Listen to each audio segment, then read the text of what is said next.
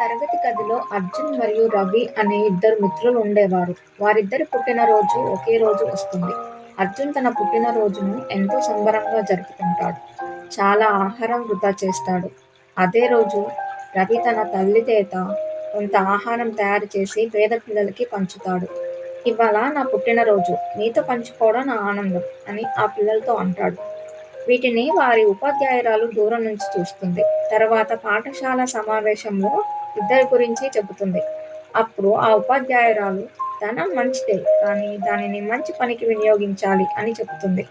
అది విని అర్జున్ మనసు మార్చుకుంటాడు.